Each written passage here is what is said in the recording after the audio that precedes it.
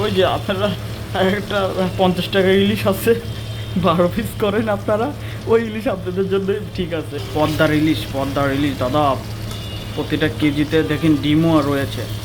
এই দেখেন মাছের ডিম রয়েছে। উফ দাদা, সেই মজা হবে সেই।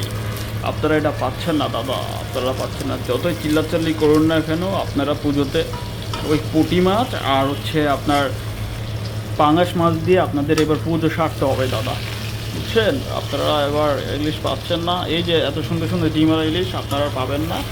দেখেন দাদারা, একদম গরম গরম টাটকা সরিষার তেল দিয়ে ইলিশ ভাজা, মজাই আলাদা। সরিষার তেল, খাঁটি সরিষার তেল দিয়ে ইলিশ ভাজা, দেখছেন? ও যা হবে না আজকে খাওয়া। ও রে ইলিশ দাদা, খাঁটি সরিষার তেলের ইলিশ দাদা, সেই মজা হবে সেই। ঠিক আছে, আপনারা ওই নর্দমার ইলিশ খাবেন। হ্যাঁ, ওই যে আপনারা একটা 50 টাকা ইলিশ আছে, 12 পিস করেন আপনারা, ওই ইলিশ আপনাদের জন্য ঠিক আছে। দেখেন আপনারা খাঁটি সরিষার তেল দিয়ে ইলিশ ভেজে ভেজে খাচ্ছে, দেখছেন? এটাই হচ্ছে বাংলাদেশ দাদা। যখন আমরা খাই তখন একদম কবজি ডুবিয়ে খাই, ঠিক আছে?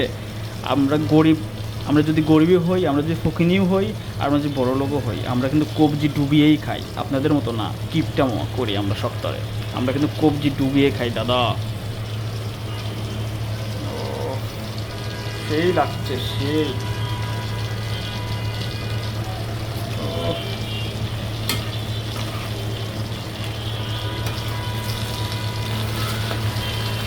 তো উল্টিয়ে দেই। ও সেই ভাজা হয়েছে।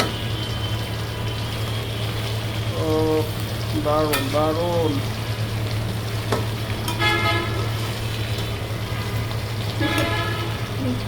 ভাঙবো না মাছগুলা।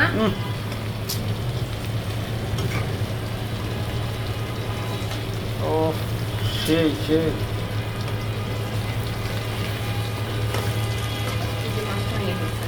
ছোট এগুলো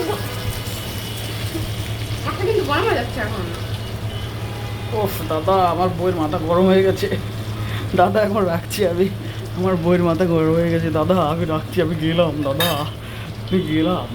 যাবো, আমার বইয়ের মাথা গরম হয়ে গেছে দাদা। আমি লাড়াতে তা আমার বইয়ের মাথা গরম হয়ে গেছে। মনে হয় আমি আর রাত্রে রিলিজ পাবো না দাদা।